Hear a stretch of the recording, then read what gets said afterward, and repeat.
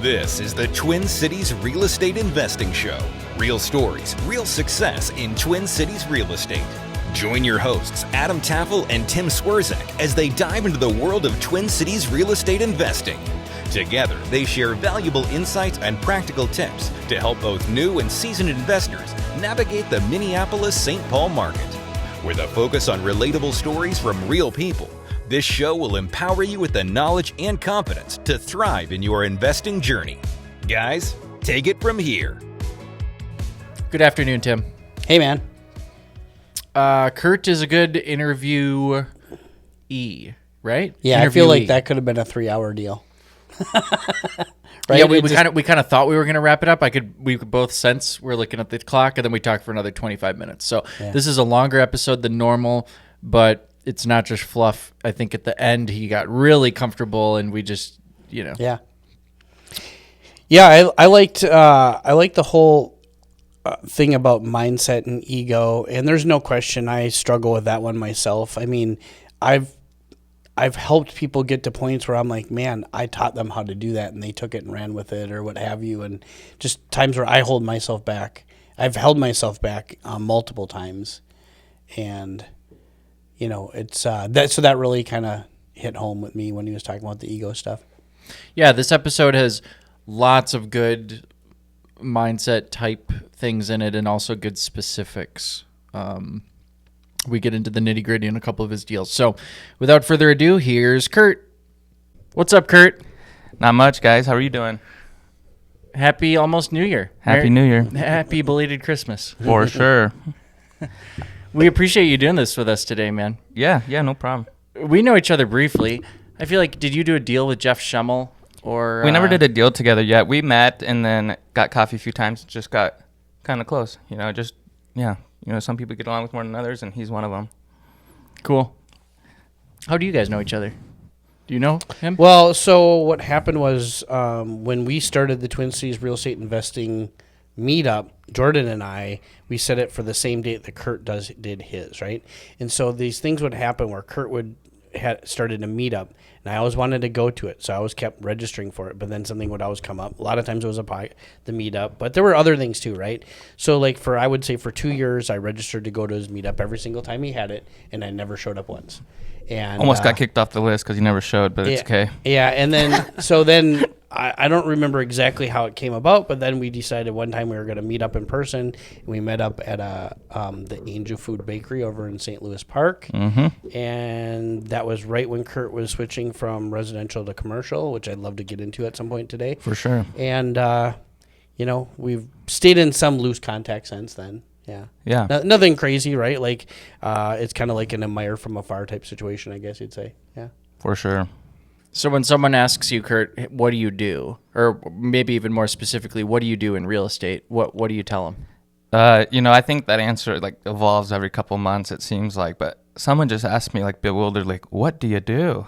And I'm like, and then my sister asked me the same thing. She's a cardiologist and she has no clue. But what I do probably nowadays, I spend about 30% of my time as a commercial agent, the rest doing various investment projects. So today I'm working on a development project, 40-some units in South Minneapolis. That's what I do in a couple other development sites. Prior to that, I bought existing real estate. I'm a landlord of 76 units, 9 retail. So I have a property management company that I own that oversees all stuff that I have ownership in. And so that's what I do. And another thing I'm working on this today is I think I'm going to hire a property management company and not self-manage any of my units anymore. Really? I have a maintenance guy, bookkeeper, assistant, leasing person, and it's going well, and I got control of the asset, and I know the expenses aren't going to run high, and it makes me happy. I maybe make $50,000 a year from that property management company, which is great extra income for me, but I realize I'm managing those people within that company, and I have to make a change so I can free up some time to do my developments, and trying to buy 3 other buildings in South Minneapolis right now, and just running out of time, and I try to build it out with people under me and build this system, but still I have to manage them, and it just didn't feel good, I have to do what I'm jazzed up about, and I'm jazzed up about the developments. I'm jazzed up about buying these 3 buildings in South Minneapolis and doing value add and turning $1 into $4, and stuff like that. So every few months, it seems, I used to tell people probably 50-50, 50% as an agent, 50% investments, but it's slowly changing, which has been my goal since day one, I guess. You're going further towards being a full-time investor as opposed to being within transactions for clients. Exactly. And so for that 40 unit, you say you're developing it. Yep. What is your specific role legally? My specific role, so I'll just tell you the story from the start on that one. It's a block from Lake Nokomis, this site. It's by where I used to live. I used to drive it all the time. I've been trying to contact the owner since 2019 and couldn't do it. And I'm usually really good at contacting owners. She's an older woman in her 80s, and I couldn't figure it out. And last year, they put a for sale by owner in the window of this small service station.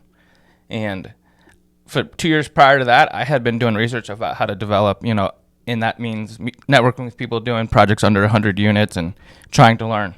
I know if I can be a student, ask the right questions, that I'm going to be able to do more and grow. And it was perfect timing where they put that for sale by owner in the window, which kind of sucked because I knew there'd be competition. And 10 of us offered on it, and they picked my offer. And at that point, I go to these two guys that I had been talking with for a while. They built a 12 unit in Uptown, and the one's an architect and has done a bunch of other deals. So I go for it, get under contract, go to them and say, hey, what do you think? And they said, man, that's a killer site. Might have some environmental issues and stuff, but we should try to buy the house next door. So that guy said, I'm not going to sell it for 20 years. So call him again. I remember I was going to go on vacation. I call him one more time. He said, hey, man, just checking in. He's like, I'm so happy you called. I lost your number. He's like, my dad told me I should sell to you guys because you're developers and you probably won't have an inspection and you'll give me a good price. And I want to sell to you guys now. So I'm like, sweet. So at that point, the project went from probably like 20 units to 40. Yeah. And are you still under like due diligence phase at this point when you're talking to the guy with the single family? Yeah. Okay. Can you explain to the listeners how just adding one property like that would go from 20 to 40? I mean, it probably sounds like, one house it's not a double lot, right? Like no. The commercial lot's probably bigger, but there are other factors. Can you kind of explain to people maybe on a somewhat rudimentary level how that works? Yeah, on a basic level, for me to be dangerous, so for those lots, one's 7,000 feet, one's like 4,000. So we got 11,000 square feet of land to work with. To know what you can even put on there, you have to understand the zoning. And we follow the 2040 plan. And there's this map called the 2040 Built Form Overlay Map. You can Google it and find it. And it's very, very helpful because you can see, okay, this street on Chicago Avenue, what is it zoned for in the future for 2040 plan? If that plan says it's zoned for 6 stories, then basically the city will approve it. And there's been some ups and downs with the 2040 plan, like it got taken away for a little bit and then put back. But we know that developers taking plans of the city say, hey, we want to put this on this site. Your 2040 plan says that's what you want, and they stamp it. And that's kind of how the process has been working. Yeah. So like there's a lot that goes into it, but you'll see like on that map, corridor 3, corridor 6, basically it doesn't equate to the number of stories. It equates to heights, but it's almost the same. Like corridor 3, basically you can do 3 stories. Corridor 6, you can do 6 stories. And if you follow that map, so I go around and buy single family houses on those corridors. You can build 6 stories and then I rent them out because in the future I'm going to do more and more, and stacking those up. But it's about becoming dangerous, like I mentor people, I talk about it all the time. And part of it's personal success rarely exceeds personal development, right? Like people go to me, Kurt, I can never do development. I said, well, why can I? I'm just a dumb farm kid, but one thing I can do is learn. And I learned early on that if I sit in a room with people that are doing big deals or doing deals, whatever, at the very beginning, I was afraid to ask questions, right? I was afraid to say, what's that acronym mean? I didn't want to feel dumb in the room. Sure. But once I got past that and worked on my mental health and myself and got myself to a point where I was comfortable to ask any question, I was learning like crazy. And I did the same thing with development, Now I know a lot, about environmental, architectural, the types of financing. There's more variables, but it's not super rocket science, It's just more variables in our equation. So let's go back real quick, Yep. just because people want to hear the rest of your current deal. Yeah. The guy calls you back. He says, all right, I want to sell to you. My dad told me to sell to you. Yep. take us through the rest of that transaction up till today. So so at the beginning we're using purchase agreements to tie the land up. So the seller signs a purchase agreement. We have very long contingencies. Like I think our first contingency was 180 days. Then we extended it more. Our main goal is to not close on these properties until we break ground, which at this point would be in July. We've had big delays. That's the goal. Break ground is in start tearing down the house next door?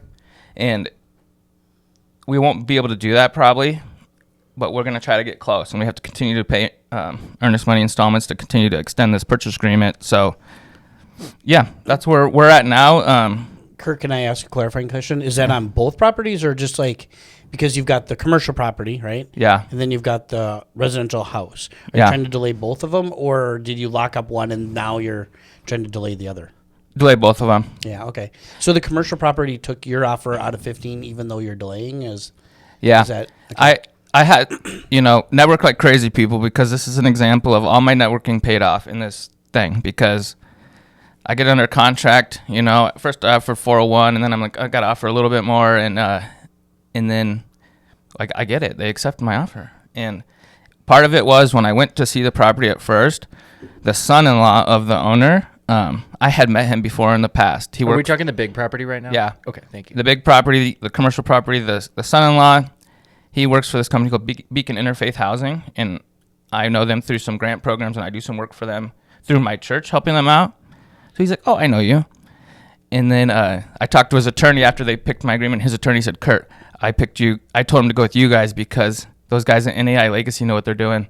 And I'm like, thanks, dude. And NAI Legacy is the brokerage I'm at, commercial brokerage. So that's what awesome. happened. And in between right now, and we've had it on contract for a year now, and in between that time, there's been many environmental issues with the soil. And we knew that going in. You can research that stuff before you purchase a property, kind of see what you're getting into. The MPCA has really good records. But we used, the city of Minneapolis gave us money. They gave us $78,000 to do the testing of the soil. And then there's another round of money we can get to do more cleanup. And we're very interested in looking at that capital stack and see how we can get money into that capital stack that doesn't require a return, like grants or money from the city. Yeah. And doing that can cause major delays. And So an environmental phase 1 or whatever you guys call it is Yep. standard with a purchase like this. Yep. Why would the city give you $78,000? Well, the city wants this type so it's an all-electric, sustainable building with a solar component, affordability component. Okay. It's telling all the great story that the city likes, and there's money for these type of things. The city wants these shitty sites that are like old gas stations and contaminated sites to be redone, It's on this fantastic corner block from Lake Nokomis. They Sure. want someone to redo it. And we got somewhat lucky because at the time, I think, interest rates are very high. Developers aren't doing projects. Like cranes you see in the sky is financing got locked in like a year and a half ago, right? Like only the big developers like Roars are doing new projects right now. We're starting to see more and more now, but all that to say, there wasn't many people applying for the money. So they gave it to us and then used this third-party person to do the testing, and they were delayed forever, so we missed the second deadline. So stuff like that is what you have to navigate. But to build a project like ours, it's not like build it the cheapest way. It's building this high-performance building. It's hard to build it that way, so you do need to be creative with your capital stack if you want it to pencil out, And when you write an offer on a 20 or 40 unit building, do you have that down payment liquid as you write that offer No. typically? So It is it depends. the two guys who you call who built the 12 unit? Are they involved in coming up with capital? No. Well, they are. All three of us are involved in coming up capital. Yeah. One's an architect, the other's an engineer. They're more into the building science side of building it and the development side, like working with the city planner, working through that process. So all of us together. But yeah, I work on the capital side mostly and look at the big vision and work with the banks and things like that. So so to your question, I have an investor friend in my back pocket that's like going to put the money down to acquire the properties. And then we will do another syndication for the development. So it's acquire first, purchase, Sure. own, and then syndicate it. Because excuse me, and from the time you acquire these properties to the time you even can fully develop them, I'm not talking about tearing the buildings down, but start the new buildings, how long is that going to be, you think? Well, we think July we start tearing down, and then we think we'll be finished in the spring. And okay, so you're going to go right into it. But you've been working on it for how long? Like, how many months is this process? Oh, man, I've been working on this for over a year and a couple months now, I think. And then going back to, like, the 6 times I called them, going back to 2019, it's been a crazy thing, but they take a long time. Yeah, like a couple of years. Yeah. Yeah. And that's, like, market rate. Like, affordable housing or anything else is going to take even longer. Yeah. So...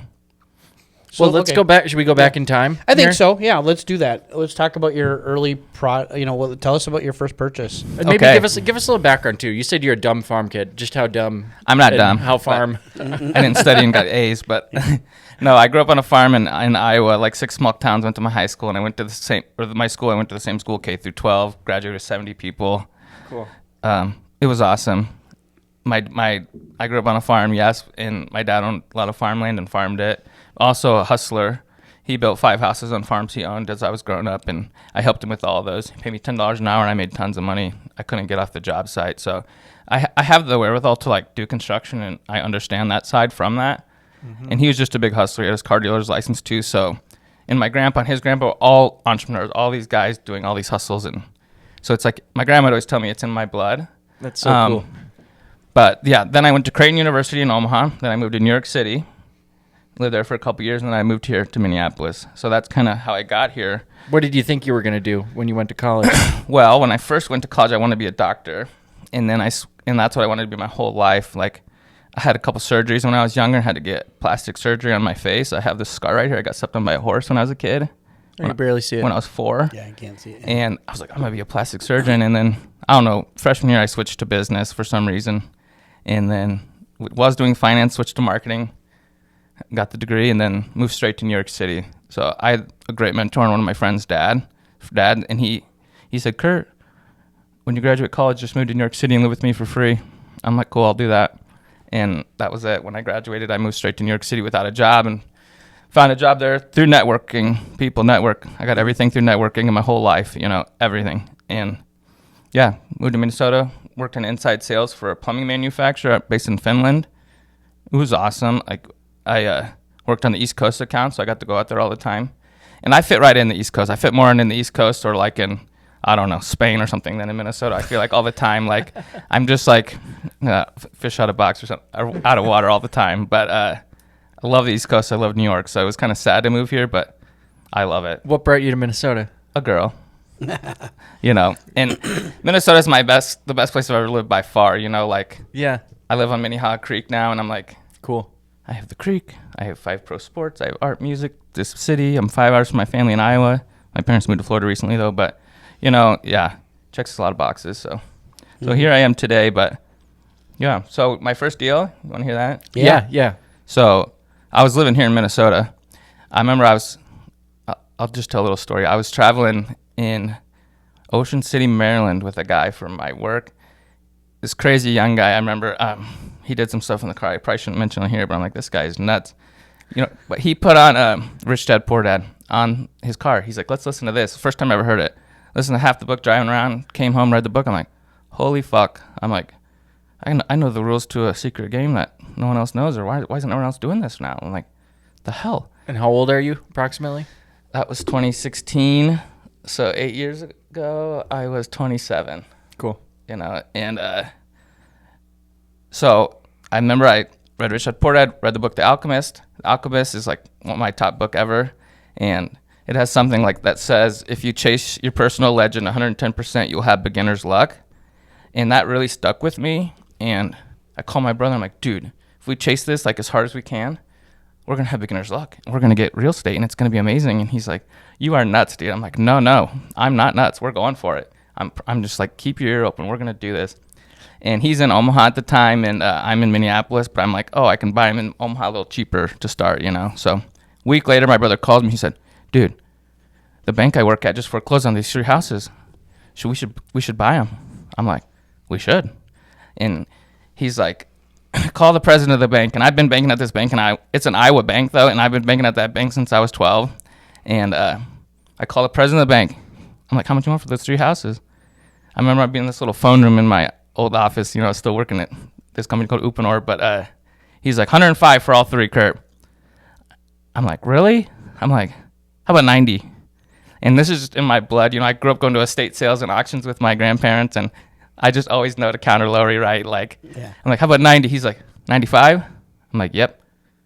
He's like, cool. You want me to do the loan for you? I'm like, yep. So that was it. Like, did he even require a down payment, by the way?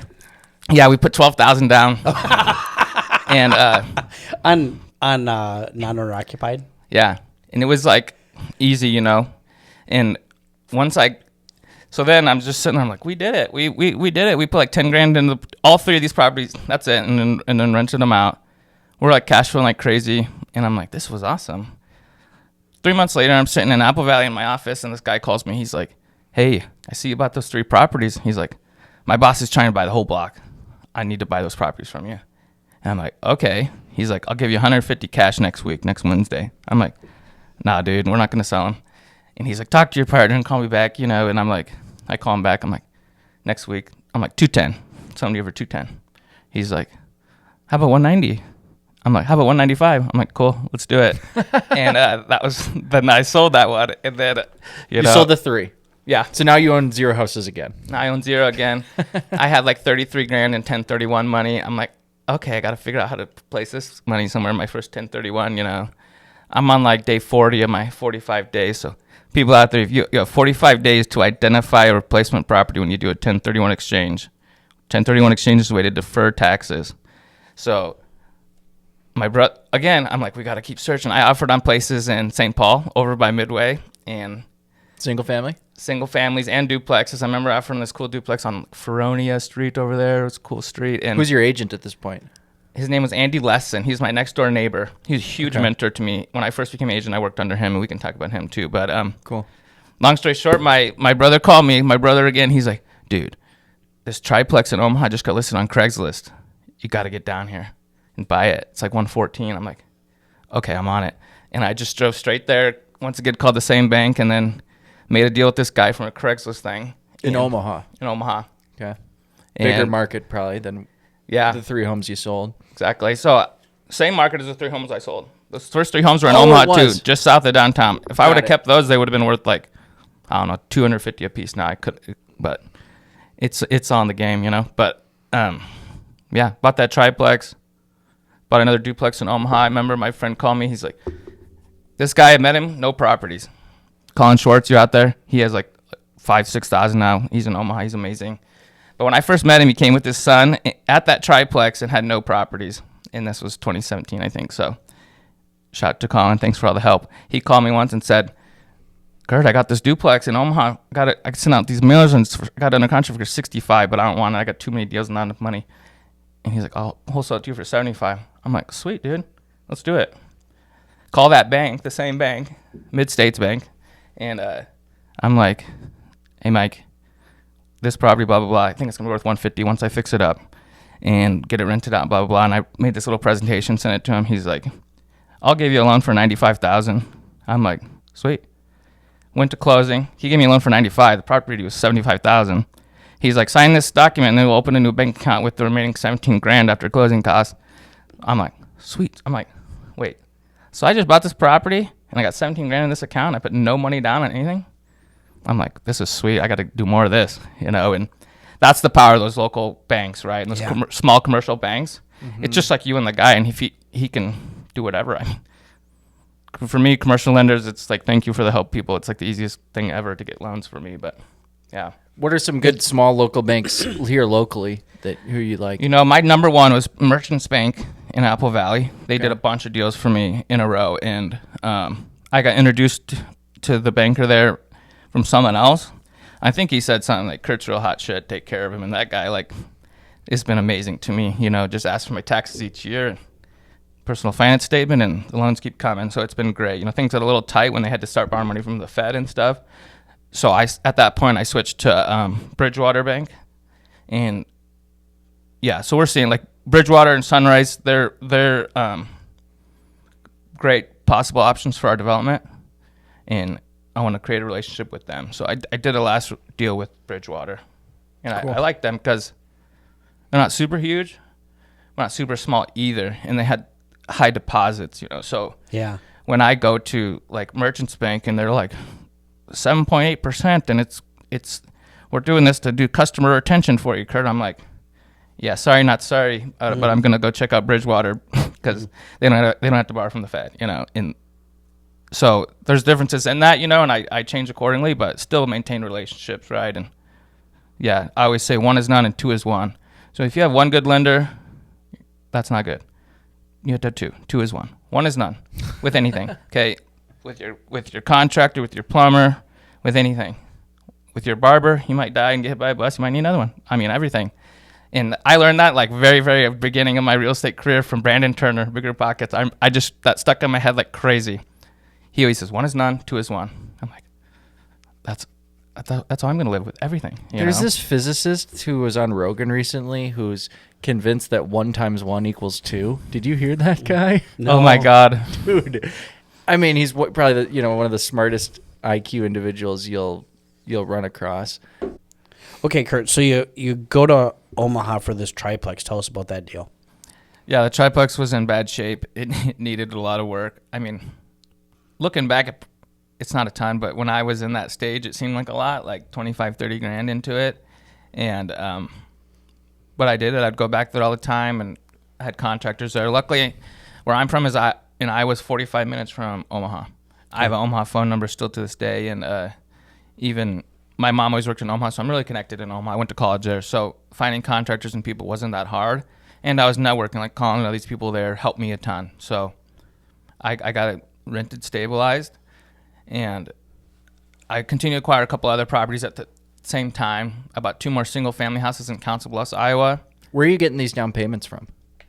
I was doing somewhat of a little burst strategy at the beginning, I guess, but sometimes if I would get it, like those ones in Council Bluffs, if I get them for such a good value, the bank would just give me the loan at like 75% ARV in the beginning, up front. Yeah, which means ARV, not cost. So you were in theory sometimes walking away with checks and little to nothing in the deals. I mean that triplex, I walked away with $17,000 at the closing. It was awesome, and or not the triplex, the next duplex, but that first triplex was 1031 money, and then 3 deals in a row with just the bank giving me the money, which was amazing. And then I started as a residential broker, right? Residential agent, then became a broker. But my next door neighbor, been in the business forever. He was my broker at the beginning. He was awesome. He would always tell me, he's like, Kurt, this guy I know, one of my clients, he's got this 6 unit in Northeast Minneapolis, and it's amazing. It's like 6 townhomes, all this and that. He's like, tell me it's about $800,000. And at the time, I was always like, oh, well, how am I going to buy that? I'll never be able to buy that. Or, oh, that seems so hard. I need like 210 to buy it, And eventually, I'm like, well, I'm just going to sell the triplex in Omaha. I think I can sell it for like 205, 210. And this is like a year after I bought it. And then I'll need to find a 50% partner for that 6plex in Northeast. And then I'll put 105 down, and this guy, whoever, puts 105 down. And that was going to be my next deal.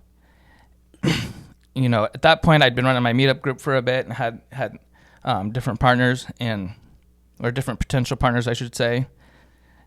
2 people I picked some of my partners to do the 6plex deal with. My friend, he was going to do it. He had the 105. We were going to do it. My other friend came to me, and they said, we want to do the deal. We want to do the deal with you. I mean, I was like in a rock and a hard place, really, because they're 2 of my good friends, and I didn't know who to pick, and I was just going to go with the first one because we talked about it first, Mm-hmm. But then that second group came to me, these 2 gentlemen, and they said, hey, Kurt, your triplex in Omaha? I'm like, yeah. They're like, we've been researching Omaha a lot, and we want to buy a property in Omaha. I'm like, you should do that. And they're like, no, we want to buy your triplex from you.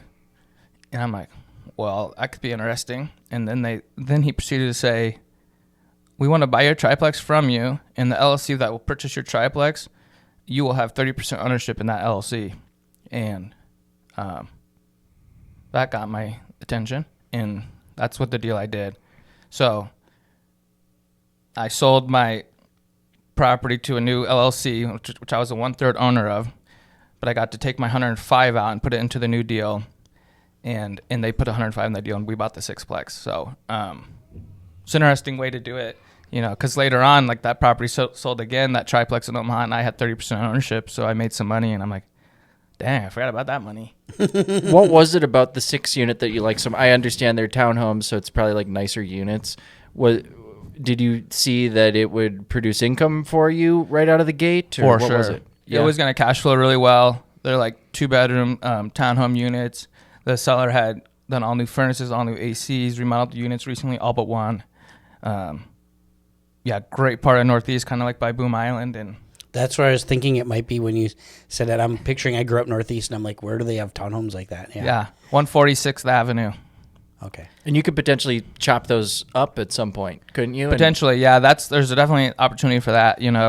So we bought that for $790. Put the money down. What year was this? 2019. Okay. That one was, I think, or 2018. Shit. Yeah. Whatever. Yeah. 1 year after that, we refinanced it, and each got $100,000 out of the refi. It priced for 1.185.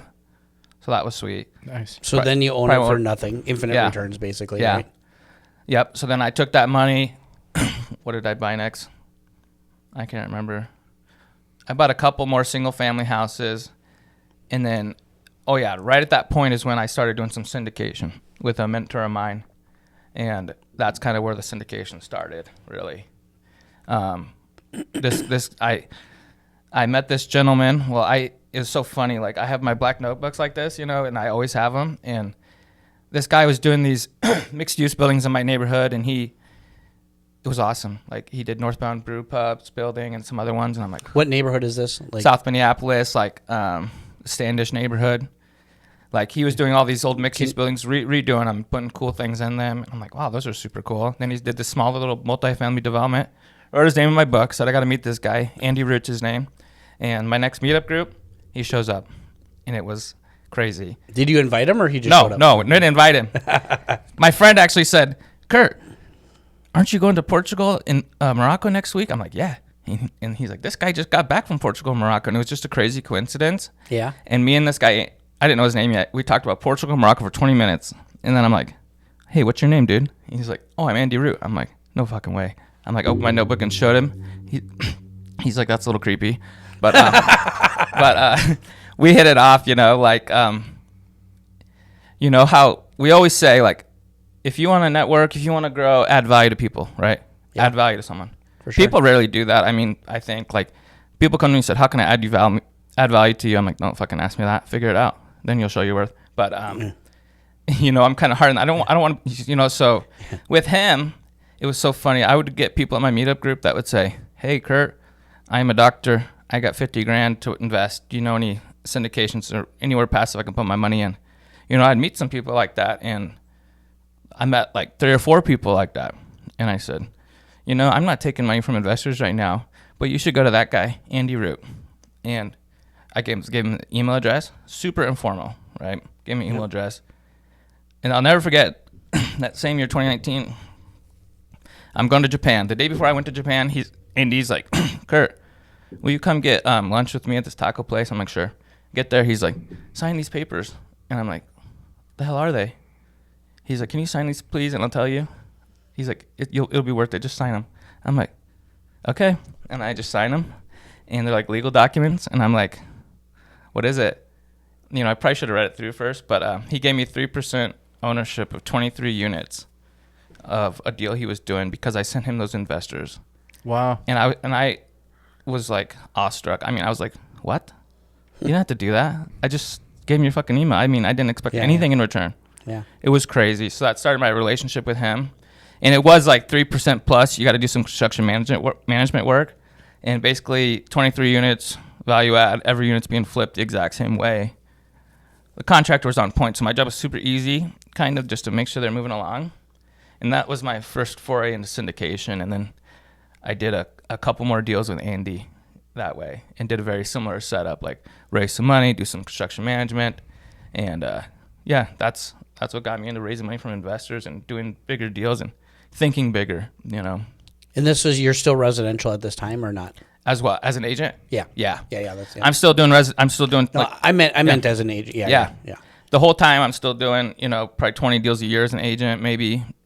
I'm still like working a lot of off-market deals. If there's investments I don't want to buy, I'll get them to a client or something, and did a lot of hustling then for sure, But in the midst of all that syndication, that's when I bought my first mixed-use building, and I love that. And it was one of those times where I'm calling Andy. He said I can no longer do the deal. We were going to do this mixed-use deal together. And he's like, I can't do the some personal stuff. And he went back to San Diego.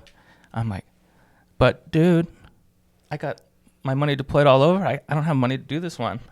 And we weren't going to syndicate it. And he's like, Kurt, just go find the money from someone and split the deal 50-50 with them. I'm like, okay, I'll try. And I did. I gave it a good college effort. I needed $105,000 to close that deal. The purchase was $350.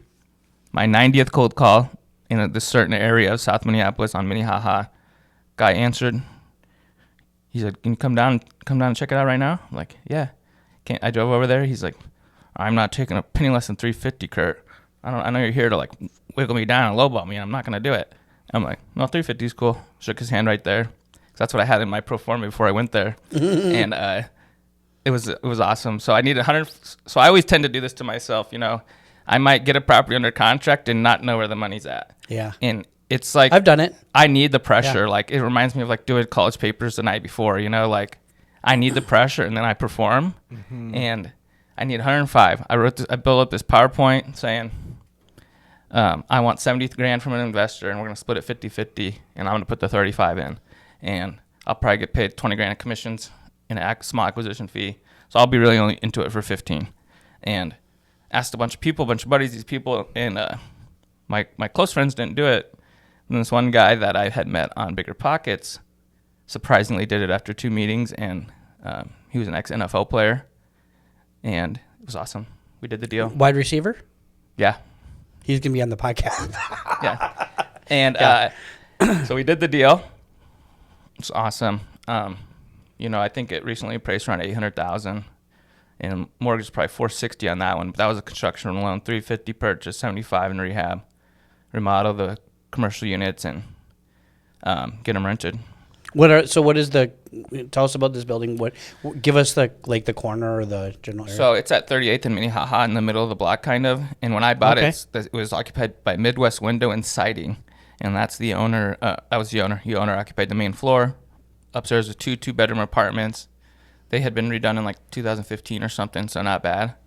But that main floor level was going into 1960s, and it was like a siding and window showroom, and it was crazy, and it had 4 drop ceilings, and we went in there and blew this place out, and I learned so much from that process.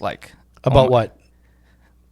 Construction side on the commercial part, and how it differs from residential, you mean? How it differs from residential, but just new challenges, putting new storefront windows in, your black frame windows you see on nice coffee shops. Yeah. We put those in, made one of the windows bigger so they match on each side, put this new whole vestibule entryway in with commercial doors and windows, and yeah, it was just challenging, a little bit with an architect, and then this company had to cut through the brick walls and into just navigate all that. Would you say the city's easier or harder to work with on commercial buildings, from what you see, inspection wise and I think plans, a little easier. And that. I think a little easier. It's all about getting it right at the front, just like development, understanding your codes and understanding what the city wants and working in collaboration with them at every step. If they feel development, normal construction, if the city feels like they're your partner, it goes way better. If they feel like they can give you input and you're going to listen, and that's what I try to do, and it's going to be good. So I've never had many issues, knock on wood, from the city in anything yet. So yeah, it was a little challenging, but I'm like, once I was done, I'm going to do this again. 38th and Minnehaha, this is interesting. What year was this? 2021. I bought that one. So after the riots? Right? Because they happened in 2020, didn't they? Yeah, after the riots. Wow. Remember back when I said Andy Root gave me 3% ownership in 23 units? Those were on 29th Avenue and 30th Avenue, a block, less than, almost to Lake Street. So when the riots And happened, what was crazy. what Building avenue? 3 down, 29th Avenue and 30th Avenue in Lake Street, basically. 29th and 30th? Yeah. So that's like I have a place that right by. Is there a Himalayan restaurant right by there? Yeah. Yeah. So I have a place right by you too. We should talk about that later. Yeah. Speaking of the riots, what was the fallout in that world? Like so many mixed-use buildings got destroyed. Yeah. Did that affect pricing much in the short term? Because I don't really remember a whole lot. No, I don't think so. And some of the writing got close to some of my buildings, like close as 2 buildings away, but nothing really affected me. Yeah, I mean you're 8 blocks from the epicenter, so you're not like right there, but you're also in the range anyway. Yeah, And I'm just talking about the general market. Like you were in the thick of it, right? for sure. It was just so specific to certain areas, that stuff, Yeah. So yeah. If you owned a building on 38th in Chicago, it's probably not doing very well. It's selling for a haircut. And even my mentor, one of them, Andy Root, he owns a building on Chicago and 39th, not doing so well. So What about that strip? Like, remember the Apple store was in Uptown? yeah, That whole strip of those beautiful my buildings, gosh. huge ass windows. Uptown is still like that. I just got lunch there last week, right? And Yeah. Uptown's really affected. I would not invest there.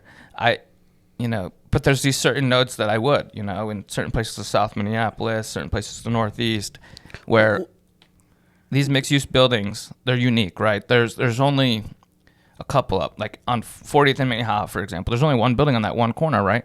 Single families, there's thousands of them. So it's this different thing. So if I can get a mixed-use building on the right corner in the right area that I think is going to grow, I think it's going to be a hot commodity in the future, And I have 3 more buildings under contract right now in that same area on Minnehaha in South Minneapolis that I'm purchasing just because I know there's high demand for it, right? I tried to lease out my retail tenant in my building last time. 1 million people reached out. I literally I got to buy those buildings because these tenants are great. What do the tenants want in retail in that area? Like, so that part of South Minneapolis, what are they looking for? Oh my gosh, we see everything. You're buying like a legacy tenant a lot of the times, or not so much. Not so much. I like to get my new tenants in there. I had one horror tenant after Quarter, you said? horror, just bad. Horror. Okay. like your worst movie ever. Got it. There's like Okay. death involved and fraud and the FBI and banks and oh my god, yeah, it could be a movie. What sort of business was it? A nonprofit Okay. that committed fraud and then Oh, surprise, right? yeah, it was insane. If you want to look for fraud, look at the nonprofits, right? I mean, not that all nonprofits are, but if you want to create one and you want to shelter tax and you say it's a nonprofit, but you pay yourself a for sure shit ton of money and yeah, goodwill. Yeah. Anyway, go ahead. Okay, so you're doing these. Okay, well, let's go back. Like, what sort of tenants in South Minneapolis want retail? What are they looking for? You see everything. I see a ton of retail lately, a ton of salons. What did you put in nail your salons. place? What did I put in my place? Yeah. Mental health. Okay. I picked them because that's something that's dear to my heart. Yeah. I mental health therapists have saved me, honestly, in my life, and I didn't have the easiest upbringing and things in my life, and I had a lot of issues. So, therapists saved my life for sure. Mm-hmm. And these people are awesome. They came to me. They had another shop kind of by where I live that was small, kind of a shitty building. I'm like, and we redid the space just for them. And so prior to that, in that building, that nonprofit leased the whole main floor. Okay. When I did that construction at the very beginning of purchasing that building, I did it in a way that it could be split into 2 units very easily. Mm-hmm. And that, Smart. I like that idea. and once the nonprofit got out of there, and I lost like $30,000 in rent from them, I split it in 2 and got them. And I have there's a CBD company on the one side now. So Okay. which that's a whole different conversation because if they have desires to get into recreational weed, I might not be able to be covered by insurance, so there's things to think about with certain types of tenants like that. Yeah. So yeah, that's it. After that, I bought a mixed-use building in Shakopee. There's a salon, Progressive Insurance, a nonprofit that was inherited, and a Hobby Lobby type store thing. So when you say mixed use, I think commercial and residential. Is that what you're saying, or is Yeah. because that's a heck of a lot of commercial tenants, and you still have residential above it? Yeah, that one's 4 and 4 in Shakopee. Okay. Yeah. That was after the South Minneapolis mixed use. It was so funny. 2 days in a row, this old guy's like, awesome.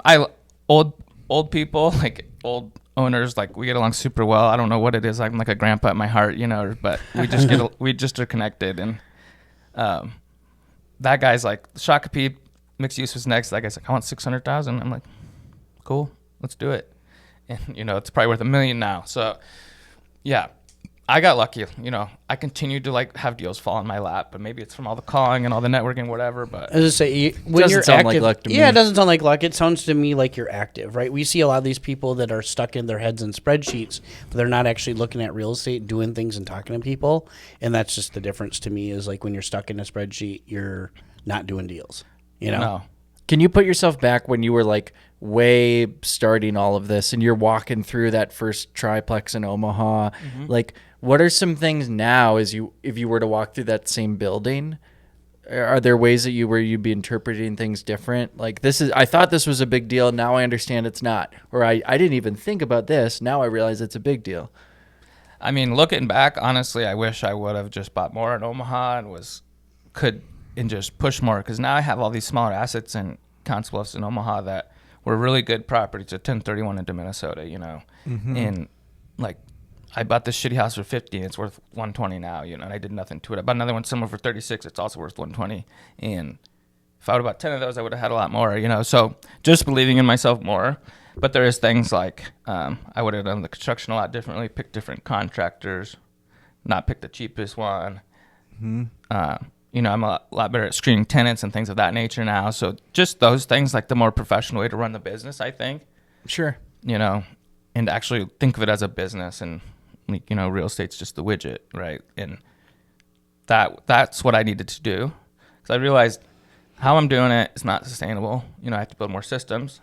I have to trust more people, let go of control on certain things, and that's still my challenge today, is to let go of control. But looking back, man, I wish I would have gone to therapy sooner, believed in myself more. You know, I was always a really outgoing person, you know, always believed in myself. You know, I always knew, like, as a kid, I'm going to travel the world. I'm going to, like, do it all, you know, and I had this fire inside me always, so thank God for that, you know.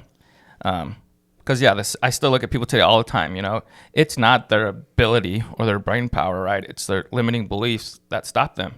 It drives me crazy, you know. It drives me literally crazy, because it's all within their head, right? It's like, and if you just take action and you keep pushing, and you start to have confidence, right? It's hard at the beginning. There's many ups and downs in real estate, right? Like, if you can't get punched in the face a lot, you're not going to do it. If you can't persevere a lot, you're not going to do it. And it takes perseverance and getting up every time you go down. And that's it. And that's, for me, what people need to do, right? Take action. Sure, it's going to be really hard, but you get thick skin over the years. You know, as being an agent, right, and being an investor, like, shit happens. You get thick skin. It starts to affect you less and less and less every deal, every year. And then all of a sudden you have confidence because you had some success. Then you keep it going, right? And the younger you are and the newer to all of this that you are, the more aggressive you need to be. For sure. I mean, I'm super aggressive. It goes hand in hand with, you know, I've broken lots of bones in my life and have lots of stitches and was crazy on four-wheelers and dirt bikes. You know, I send it, you know, I just go for it all the time. And yeah. What kind of dirt bikes do you like? Oh, I was all Kawasaki, everything, you know, growing up, but in four-wheelers, but yeah. You still ride? Yeah, I have a 1978 Kawasaki KZ 400 Deluxe. 78? Yeah. That's cool. They only made 2,000 of them. I found it on Craigslist. I'm super pumped about it. That's cool. It's like this copper paint I'll have to show you. Uh-huh. Oh, it's sexy. Yeah. My dad loves it. Like, my dad got me into motorcycles growing up, so super into motorcycles and all that, but just found a couple in a garage of a house I bought. Oh, no kidding. Uh-huh. Pumped. What do you do there in the case of title? I guess you'll just keep them off-road. I don't know. We'll see. Yeah, figure it out. Yeah. So, yeah. Lots of folks listening are kind of beginning their investing journey, and they don't have the ability or connections to buy super cheap houses out of state. Yep. Getting the bank to fund 100% of the purchase price. So what do you recommend to folks getting started in the Twin Cities? Like, what would be some good first types of properties to look at? Okay. I think pick 2 to 3 neighborhoods that you're into. Maybe one you live in already and some others that you think are growing, you've heard are growing. I mean, look for cranes in the sky development. Pick some areas to become experts in first.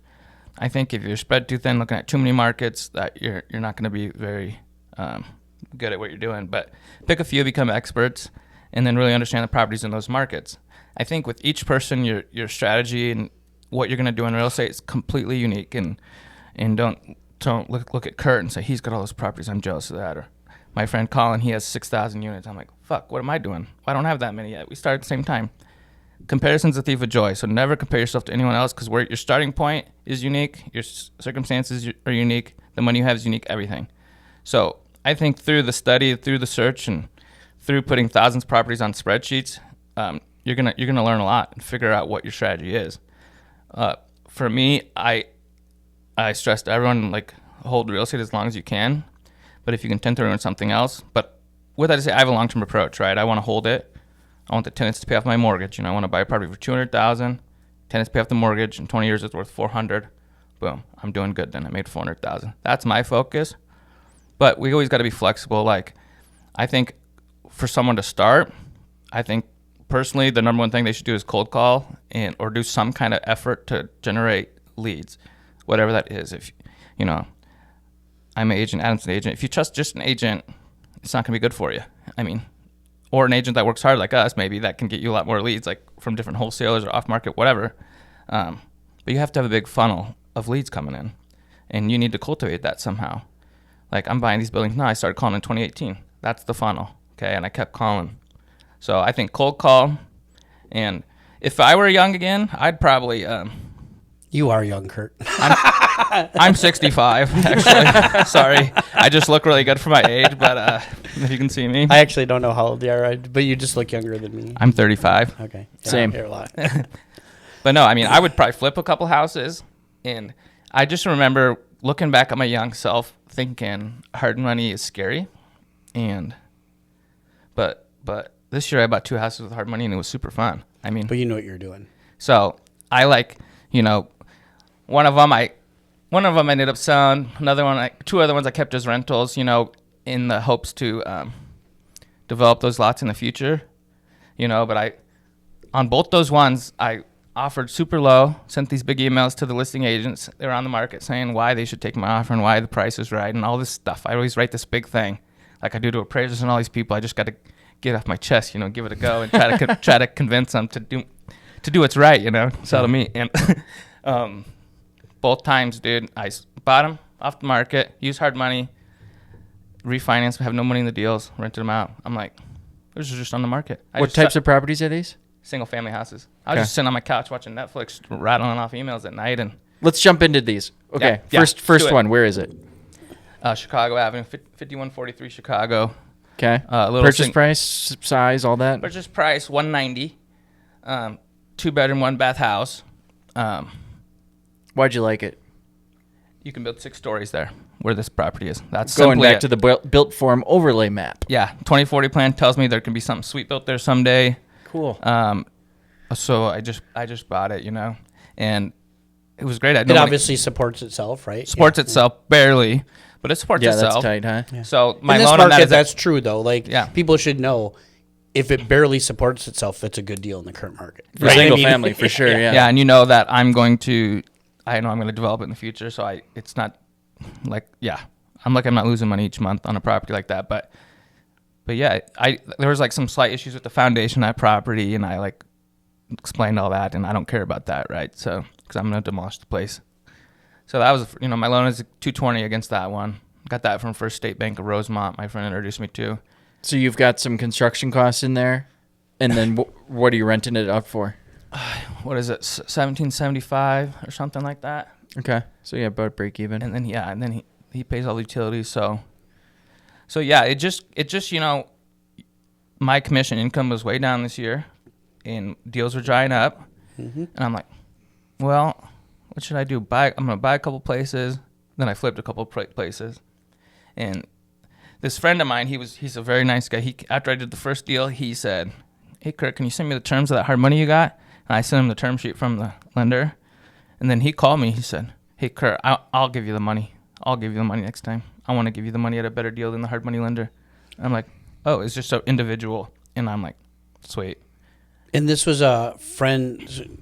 This is a friend that you did a deal with, or what? I had never done or a just deal someone with, else that heard. I had about never done a you're deal with him. You know, Okay. I met him through my meetup group. You know, Okay, I started gotcha. that 2018, has over 2,000 members now, and I didn't do anything to grow it. I just put it on repeat on Meetup, and it grew like that. So Are you still doing it? I haven't Yeah. seen anything about. Okay, November- You just don't post it on Bigger Facebook. Pockets anymore. Or bigger, not okay. Facebook or Bigger Pockets. I just let it go on Meetup. I should post it more, but What's it called?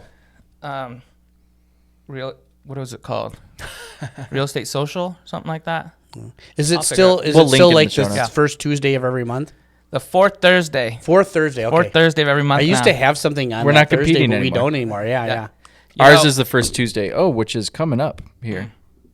Yeah, but Anyways, you're gonna be out of I'm town. gonna be out of town. We gotta talk It's on about you, that. buddy. So, you know, people ask me all the time, like, oh, how'd you get that guy? Can I talk to him? I'm like, you don't know him. Like, my friend's not going to give you the money, you know? They're like, can we have your hard money guy that's giving you money? I'm It's about trust. like, bro, yeah, if I They're trust not looking to give money away. They're looking to.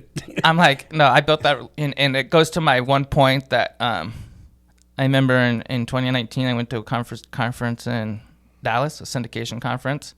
My biggest takeaway from that, this guy put up on the screen, it says, be a farmer and not a hunter. And that really stuck with me, you know, and I love it because I actually am a farmer. I grew up on the farm, but it doesn't mean that. It means plant a seed, right? Yeah. Plant a seed, water that seed, nurture that seed. That seed will go into a tree and it'll go into a big ass apple tree. It'll give you apples for the rest of your life. And you don't, and then that's it, one time. Everyone else is hunters, you know. I take it to, an example is when people come to my meetup group and say, let's say one guy will say, hey, Kurt, my name's Bob. I'm a roofer. You got any roofs I can bid? Hunter, right? Yeah. Another guy said, hey, Kurt, I'm Bob. How you doing? I'm good. How are you? I'm good. What do you do? Oh, I do roast. What do you do? And then build the relationship, right? Yeah. And you don't have to add value necessarily to your peers in those type of relationships, which it could be good if you do, but what you need to do is listen. Don't wait for your turn to talk. Don't tell people how cool you are. Listen. That's the number one thing in our society, I feel like, and that's why I get along with old people. They just want someone to listen, okay? So shut up. I know you got that little voice in your head. If it's wanting to say something, hold your finger and listen, and then respond accordingly to what they're saying. And that's how you build relationships. Everyone out there wants to tell their story or their version of my story. It's like, I got a 1978 Kawasaki. Oh, I got a 1977 Kawasaki. I don't give a shit, dude. But maybe for later conversation. But tell me how cool I am first. Nope. I want to be told how cool my motorcycle is, right? Like, this is how we build. Like, so be a good listener. Don't be a hunter. Plant the seeds. Grow relationships, and it'll take care of itself. Like I always say, if I take care, like in like a realtor world, if I take care of people, the commissions come. You know, if I see people as dollar signs, there's gonna be a hard go of it, you know, and the client will feel sold, will feel like a dollar sign, and I never want that, you know. So, yeah, you gotta just treat people like people. I used to try to grow lots of relationships, you know. Now, I still do, but if I don't jive with someone at the beginning, I'll just not meet them again, you know. Or if people want my time and I don't feel like it's a good fit, I just won't meet them, you know. My time's super precious. Like, got a kid now and all that, so everything changes, right? I don't want to say I'm exclusive, but I try to be, you know, and protect my time. So, yeah, don't be a farmer. Be a farmer. Our community is so freaking supportive, too. Like, when I find someone and I like them, insurance rep, contractor, whatever they might be, sewer scope company, God, we just kill them with love. Yeah. But with referrals and business and, Big like, time. find your little niche, find something that you're good at, and you know, go to meetups, meet people like Kurt, and once you put in that time to water the seed and all that, you know, we will kill you with business and love. Exactly. For sure. And it just is this I think you're right. We have a great community here. Mm-hmm. A lot of people that want to help each other, be open, and we're lucky to have that. You know, I'd say for people getting started too, go to the meetups. If like, put a spreadsheet on your computer, track that I'm going to go to one meetup per week, and then track that and look back and say, did I go to one meetup per week? If you didn't, then go to more the next week. It's a numbers game too. Yeah. You know, it's very simple. If you want to meet a lot of people, network with a lot of people, you got to go to more meetups. You got to put yourself out there. I know it's uncomfortable sometimes, but put yourself out there. You got to do that stuff. You know, in this industry, it's like not rocket science, but it's hard work. And if you can put it in, you can go past other people and Yeah, it's a great thing. That's why I love it. You know, I get out what I put in, you know. I totally agree. Anything else that you want to... Oh, we need to ask him about his favorite neighborhood. Yeah, I bet I can guess it, but why don't... I would like to know, where do you think people should be looking in the Twin Cities? Like just something that might be, your favorite neighborhood or a unsung neighborhood or something like that? It's tough, you know. I would have answered this question a lot differently a few years ago, and I had like my list of like the 4 or 5 up and coming great places. And what was the list? We're gonna what get was so that rich. list? Like, I mean, like Midway area, you know, and Dayton's Bluff maybe, and some other random spots. Mm-hmm.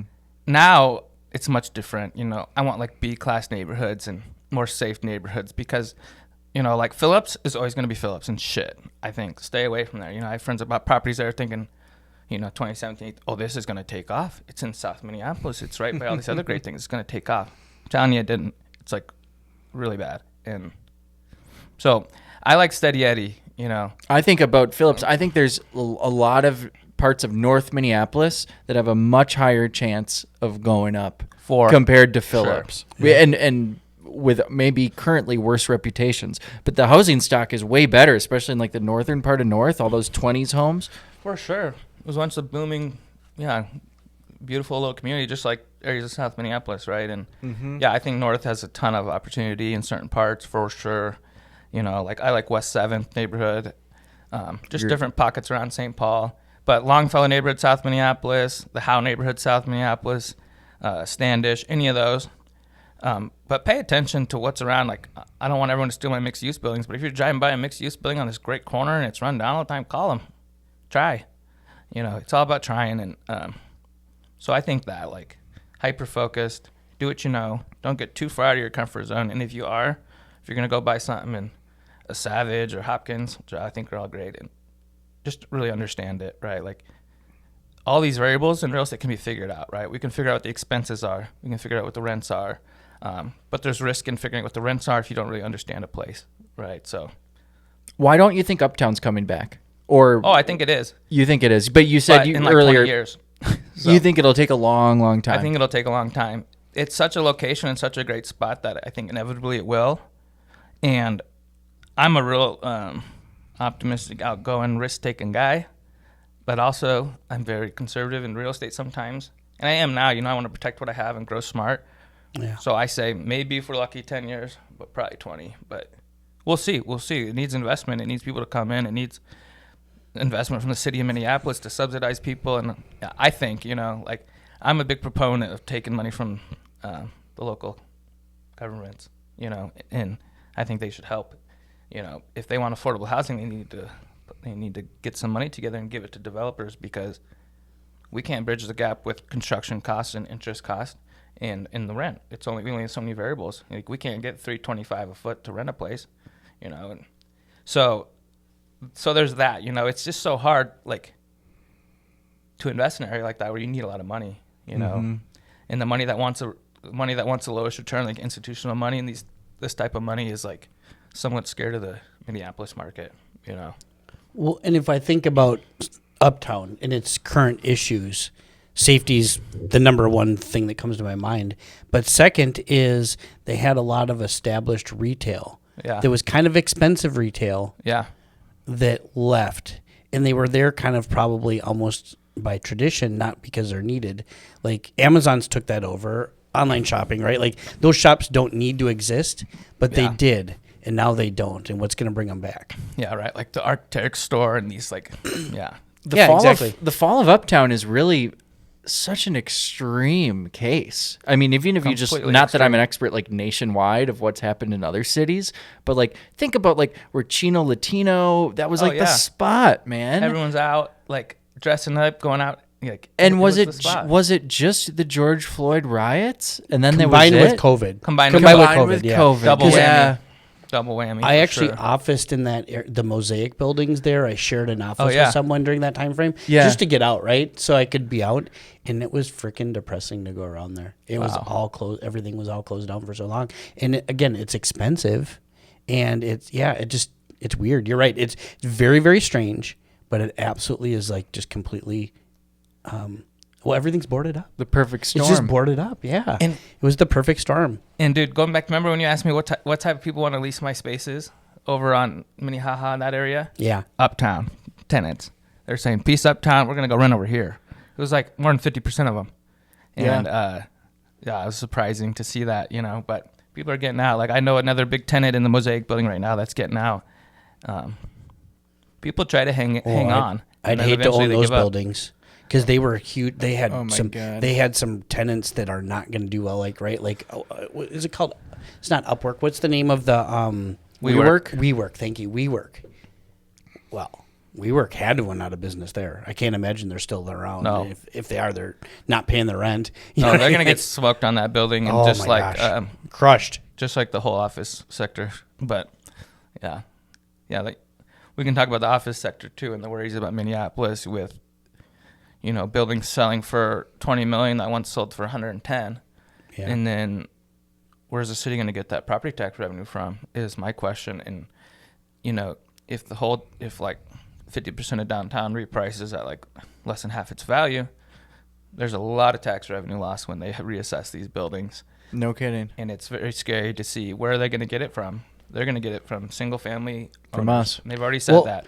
in the horrible thing for the people who own these buildings, because I was in that situation when the market went down. I owned a commercial building, and I was being taxed at like $14,000 a year when I should have been taxed at like $7,000 a year, kind of thing. You know, it took me a lawsuit against the county 3 years for them to finally settle with me for about half of what they should have given me, right? Because Yeah. when Is this you're out of when state? you're no, It's here. Ramsey County. Okay. When you sue the government and you're right, well, they are the court. They're basically the one who's charging you, the one who benefits, and the one you're because they can hold you up in court so long that 3 years later they offer you a settlement that's, again, it's a fraction of what you should have got, but the other situation is to take another 3 years, right? You know what I mean? And so, like, they have you by the balls. You have zero negotiating power. Yeah. They know what they're doing.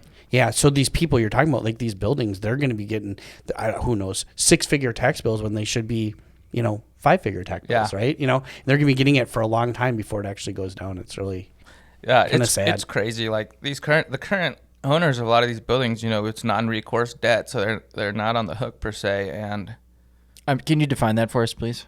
yeah. Because some people might not know what that means. it's basically government-backed financing, HUD financing, or agency financing, often called. But it has the property as collateral. But no one's guaranteeing a loan personally, like an individual. Oh, so, sure. So Understood. if the building goes under, they can take the building, but they can't go after the owner's houses, right? That I kind of got stuff. it. Their Exactly. assets, yeah. So what all these owners are doing in Dallas and Virginia and Seattle, everywhere, they made this strategy where they just stop. At some point, they say, we're done paying the mortgage. And they'll just stop paying the mortgage and all utilities and everything. They're not going to, like, these investment firms won't spend another dollar in the building. Collect rent for as long Just as you collect can. rent as long as they can until the bank takes it back. Yeah, And then the bank takes it back and they move on with their life. Like, and their investors lost their money, sure, but And- Well, that's and- why you hear like Donald Trump declared bankruptcy 250 times in his career, Yeah. right? That's If you ever hear something called assignments or rents, banks do have a strategy for this. They have something, you sign something called an assignment or rents. Yeah. So they can execute that, which means they can collect the rent from you, but it takes them a little while. But it's a lot quicker for them to assign the rents, take the rents over than it is to foreclose, right? Got it. Foreclosure might take a year. They may give you 3, 4, 5, 6 months of the rents before they take them. Mm-hmm. But they can take them from you, just so you know. my buddy Eric, who we should have on the. Do you know Eric Hermanson by chance? oh, yeah. Of course you do. He's got a crazy story. I don't think he'd mind me sharing because he talks about it publicly, but he quit paying a handful of mortgages in like 2009 because all his buddies were getting loan modifications, but they wouldn't give him one because he Oh, wasn't like struggling hard enough. yeah. So he just pocketed a year of rent and ruined his credit, but ended up being able to modify all these loans and then had this huge nest egg of rent to just like then keep buying with partners who could get the credit. Oh, sure. It's a crazy story, and we'll have him on and he'll tell more. How do you know Eric? I'm guessing just through Just through the meetup world, I guess. Yeah. I used to go to a ton of other ones in my own, but yeah. Oh my gosh, I got burnt out on going to them. I was going to, like you said, one a week or more. Sometimes I was like, got to go to another one. I know. Eventually, I got kind of sick of it. So what do you think? No, this is a good train of thought. Where does this end with the office space correction? I think there's just inevitably going to be a huge rise in taxes on everyone else in these cities, and there's not really many options. I think the city doesn't have many levers to pull. But we got to figure out something to do with all these buildings, right? Yeah. But it's such a challenge because I was just in Ecolab building downtown St. Paul. It's like, I don't know, 17 stories or something. It's being turned into condos. And From office? yeah. And that one works because of the floor plans and the layout. And some of them, it just doesn't work. They're too long and skinny. There's too many hallways. It's really, really hard to turn into apartments and not cost effective. Yeah, not cost effective, right? Yeah. So that's the hard part. I mean, so hopefully, I go back to like the city's giving grants to those type of buildings to help with the conversion. There is a huge need for housing and affordable housing and all this and that, so. And maybe you can do things like, I've seen this done before, maybe you tear off, like you keep 4 stories, right? Yeah. Cut it off, you've got retail on the lowest level, you've got 3 levels of offices, and then you build on top of that because the building's footings are big enough to support the weight. You just go up with a new structure. Right? Yeah. Something like that. Yeah, exactly. It's such a hard challenge. I mean, I can't think of the answer, honestly. I think about it all the time. And one thing I think about, which wouldn't work, is like if we just demolished all the shitty office buildings everywhere and put parks in just to reduce the supply. There's too much office supply right now. And somehow supply needs to be reduced and demand needs to come back up. And people aren't coming to the offices after COVID, right? Like some people are coming in, but Target doesn't need 6 stories anymore. They probably need 2, right? Like there's going to be all these changes. So it's going to be a long haul. I think downtown Minneapolis, just a long haul. Just think about heating and maintaining. I mean, it costs money to maintain that space, whether someone's in it or not, right? And we're talking huge money to heat and to light a building like that and all the other things. And yeah. Or crazy. will we culturally go back? Dude, if I owned a business, I don't want people working from home. Period. Yeah. I wouldn't want it. And maybe I'd be shooting myself in the foot because I wouldn't be getting the talent, Mm-hmm. Because they'll just go somewhere else. But you can get the culture if you do it right anyway, right? You get Completely. the culture, and that matters too. And I work from home, and I feel all of the negative effects of working from home. Like for me, like I'm a social animal, so like I'm just not going to get as much work done today by myself in this living room as I would have if like we were like 3 buddies in an office somewhere. Then I'd work till 5, Yeah. I go to the office just for that same reason too. Yeah. Mm-hmm. So I think maybe we'll go back. Who knows? Yeah.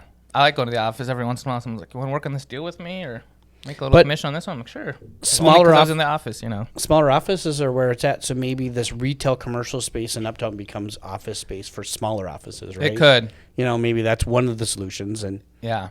who knows? I mean, it seems like, downtown office, I think, takes 20 years to get figured out too. But at least, yeah. the big investors, they don't give a shit, right? They run from it. They're like, "I'll walk away from my loan and run from it." These are the most sophisticated people, so it's curious to me because the most sophisticated investors, they don't have a solution.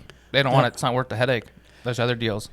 I don't remember any of the details, so you'll have to look it up. But the Polad sold the building at tens of millions in losses. Tens of millions, not 10 million. What building are you talking about? I don't remember, but they sold it like a solid over a year ago at a major loss, right? Yeah. Like, and you go, why would they do that? That was my first thought. Why would they do that?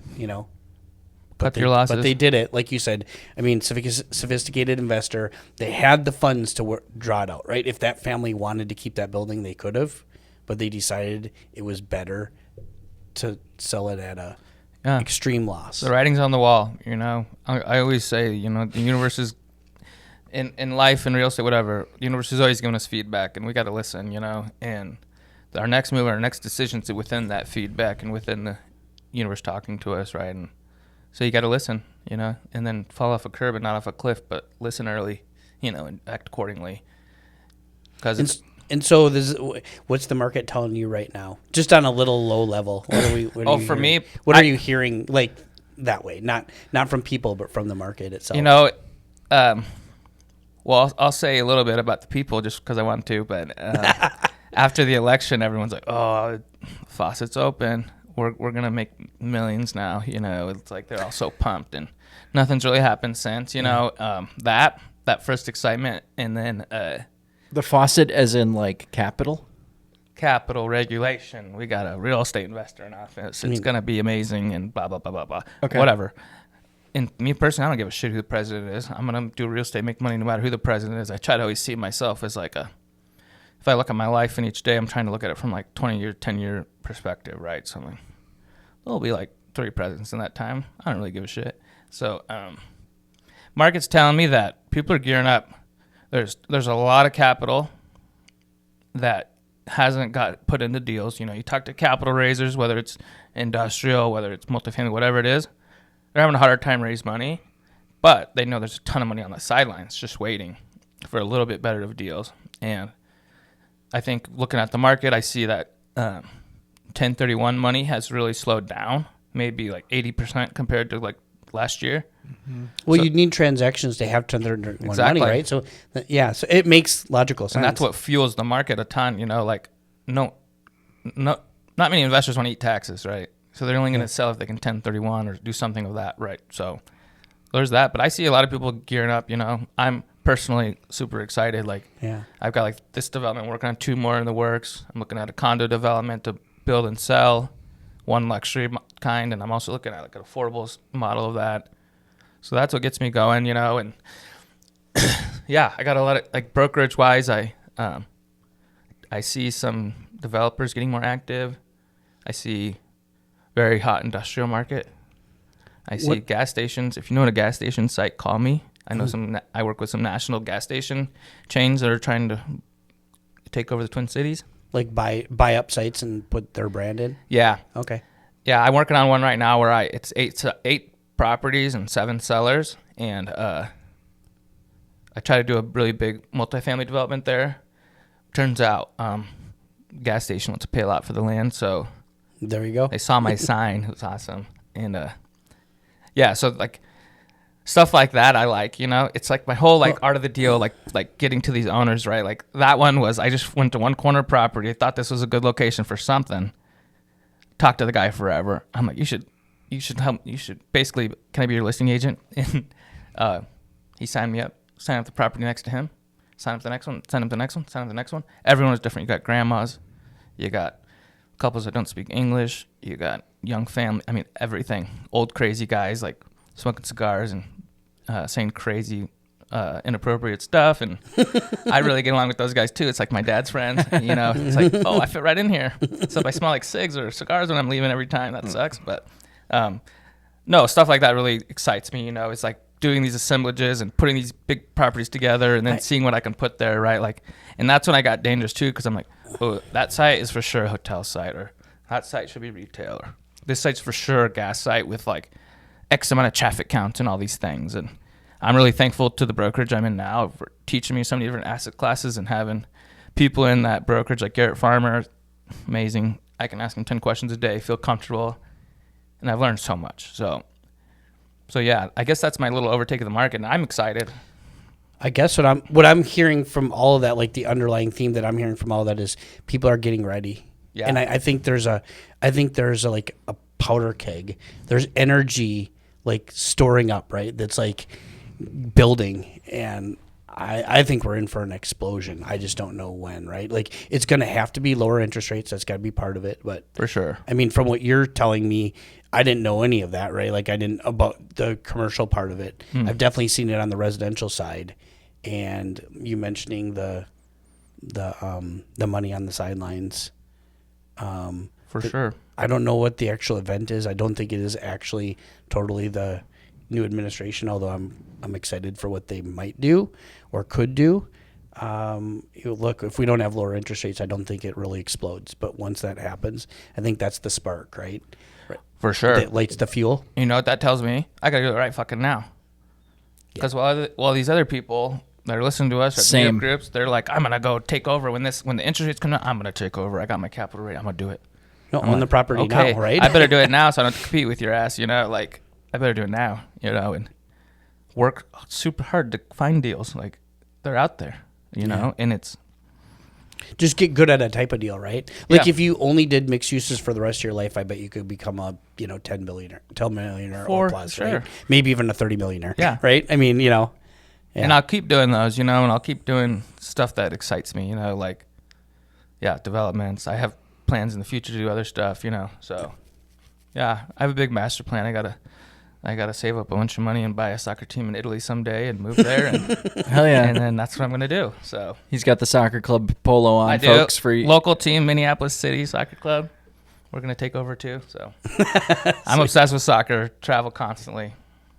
Well, is there anything else you want to plug, man, before we kick you out of my house? I don't think so. Yeah, anyone can contact me. Like, I'm open to meet anyone.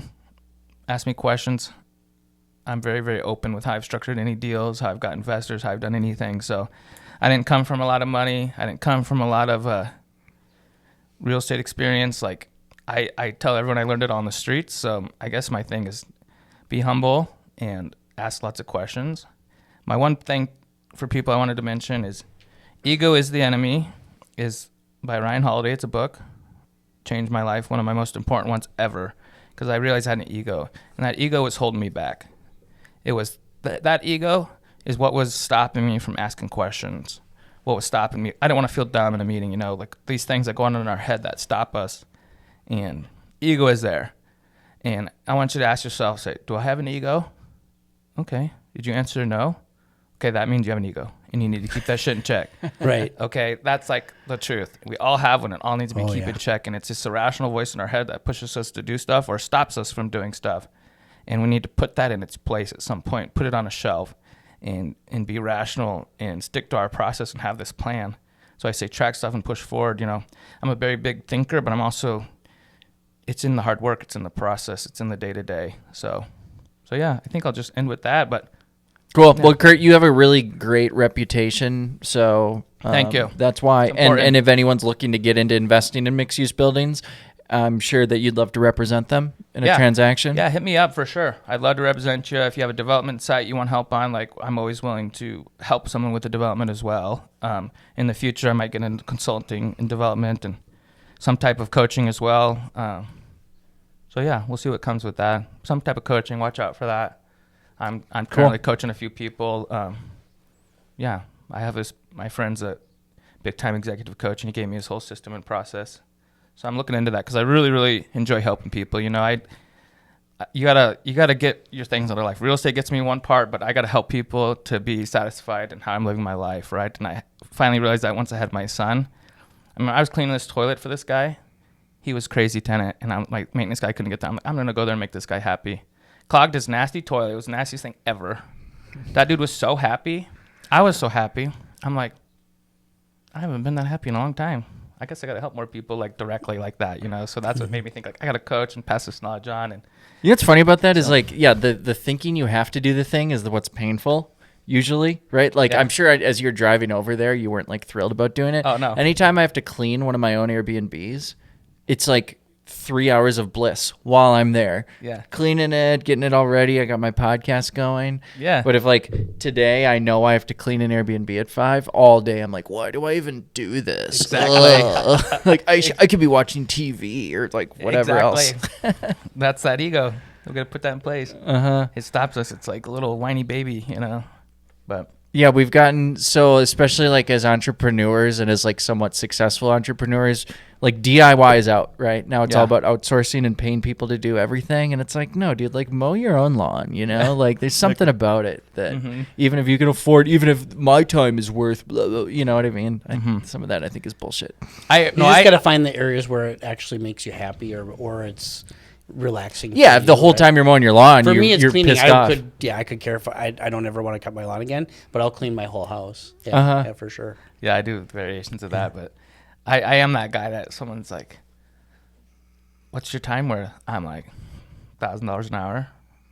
They're like, really? I'm like, something like that. I'm not doing shit, like something like that. And I'm just saying that because like I'm not gonna do like $50 an hour stuff, and I still do. Like I always think like maybe I should hire someone to do my laundry, but I never do, and my lawn, everything else like I do. But you just talked about all that intrinsic value you got from cleaning a toilet, man. So I No, but it gotta be his value another is from person. helping someone. It's got to be a tenant's toilet. Yeah, he was helping someone. yeah, no, I'm not suggesting that you would, but Oh. still, it's a small dollar per hour task. Totally. And I'm naturally just like a, hard worker guy. So I've always been in the nitty gritty of every deal and whatever. But I just remind myself to stay out of it. But, contractors always call me and they're like, oh, how much? I'm like, dude, you got to give me a fucking number first. You think I'm going to give you a number? And then they're like, well, what's it worth to you? I'm like, I don't know. $2. The contractor's asking you to name your number? They're trying to play these games, right? I'm like, dude, I don't know what your time's worth. I'm like, whatever your time's worth, charge me that. Okay? Because my time's worth a lot different than yours. I don't know what the fuck it's worth to you. Give me a number. Don't play these games. They want me to come and say 600 when they were going to tell me 300. This is a real story, actually. Like For what are you talking for? Like a new build, or what are you talking about? just anything. Like, I mean, I don't know. I have this one contract that always likes to play games, but I remember I got a big bid for.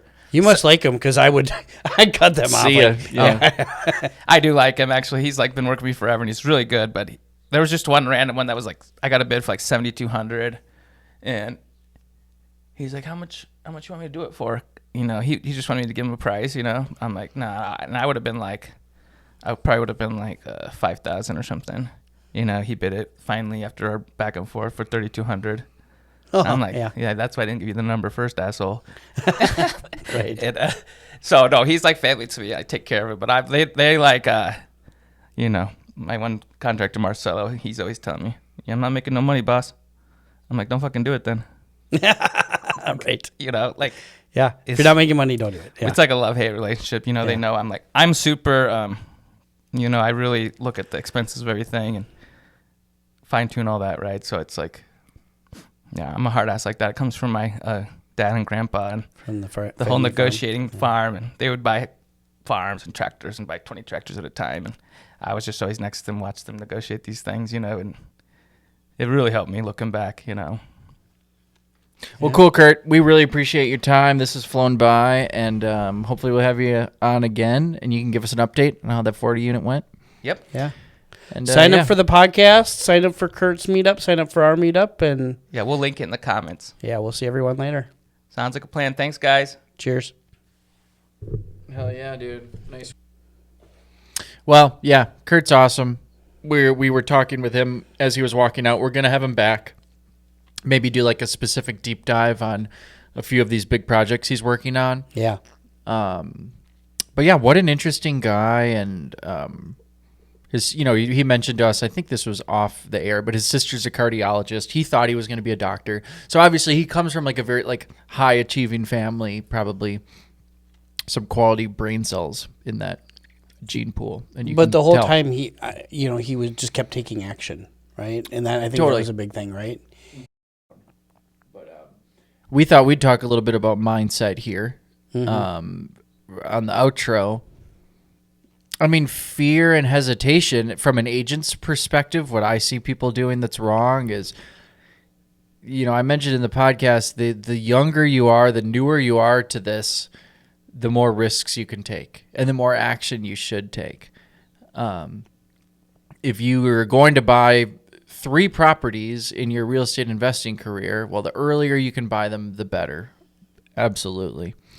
And so that's what I see is people just hesitating and procrastinating, myself included, when I think back over the past 5 years. Yeah. Where yeah. do you think your hesitation? Do you remember like a big hesitation or one that you balked on that you wish you would have taken down? Yeah, I thought I needed extremely high cash reserves, like incredibly high, like multi 6-figure bank account to be safe. And I think, I don't know, let me just put myself back like 5 years ago. Like I've got a couple real estate investments and I've got my retirement account and I've got commissions coming in, but I still feel like I got this like emotional, warm, fuzzy safety feeling from having, probably at least 3 down payments just sitting in the bank in cash. Sure. And I think I had this idea that I was going to get enough cash where I could be a cash buyer But that just didn't make a whole lot of sense. Yeah. Because you save a little bit on those transactions, but you're paying market appreciation in the meantime, so you're not actually saving money. Well, and the whole point of investing in real estate, in my opinion, I was just explaining this to my sister the other day. If you have $15,000 in mutual funds and the market goes up 10%, then you just made $1,500, right? Yeah. If you take $15,000 and use it as a down payment for a $400,000 property, and that property goes up 10%, you just made $40,000. So that's the whole. I mean, that's why real estate creates millionaires, is because of the ability to leverage. Yes. We don't. You can't take out long-term safe debt on mutual funds, and so, anyways, yeah. Going back to mindset, yeah. I wanted this, and now my reserves are lower. I think maybe. Under 50,000 in liquid that I could access like tomorrow if there was an emergency. But I just have a lot more confidence in myself now, in my ability to earn money. Like if a $12,000 problem erupted tomorrow, I could find a way to make $12,000. Yeah. I'm confident in myself in that. So I don't need heavy reserves. And of course, when we get to this point in the market where there are deals out there, but now there's a lot of us thinking like, man, if only I had the capital of 2 years ago with the deals of today. Yeah. Well, it's like, it's not a coincidence, right? Yeah. That's the lack of capital is what's creating this environment where you can find deals. Yeah, there's always a problem, right? There's always a sticky point, and sometimes deals are easy to get, but interest rates are low, so prices go up. Right? Interest rates are high, prices don't go up as fast, right? But like, you're not going to find prices not going up, but interest rates low. That doesn't happen. And, so you're always going to have something, right? Or it's hard to find, it could be that, it's easy to buy a property, but it's hard to find tenants, right? Or it's easy to find tenants, but it's hard to buy a property, right? You've got all these you've always got a yin and a yang, right? There are no good old days. That's my saying of 2024.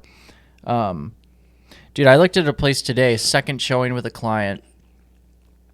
It's we'll just say 1900 build duplex in kind of over by Can Wonderland in Midway. Yep. And this place has all vinyl exterior, roof from 2 years ago. It's on a foundation from the 90s. It has a single boiler, but it's from 2014, and they replaced all the boiler pipes. They replaced all the plumbing, all the electrical. All the windows are Anderson windows from like 10 years ago. Everything's wrapped. Dude, it gets bigger. The main level is a 1-bedroom unit. The bathroom, the shower, tile up to the 9-foot ceiling. Then we finally see the upper unit today. It's got 2 bedrooms, 1 bath. Immaculate tile work in this bathroom, a 3/4 bath, but like the kind of tile you'd expect to find in like a Crocus Hill bathroom. Okay. This place is sitting on the market right now for $375, I think. Is this the Sunrise Bank guy? Exactly. Yeah, that's right. Okay. Yeah, and I'm trying to tell this guy, I'm like, he's like, yeah, I mean, I've only looked at a couple places. I just got pre-approved. I'm like, well, I've been looking at places for 10 years, man. Yeah. And this is the nicest place you're going to see, period. Point being, this one has been on the market for a little while, and it's not perfect, right? It only has 3 bedrooms right now. You can hear some of the semis backing up in the industrial area nearby. I'm not going to say this building doesn't have any flaws, but if this place hits the market, I believe, March of 2025, multiple offers, see you later.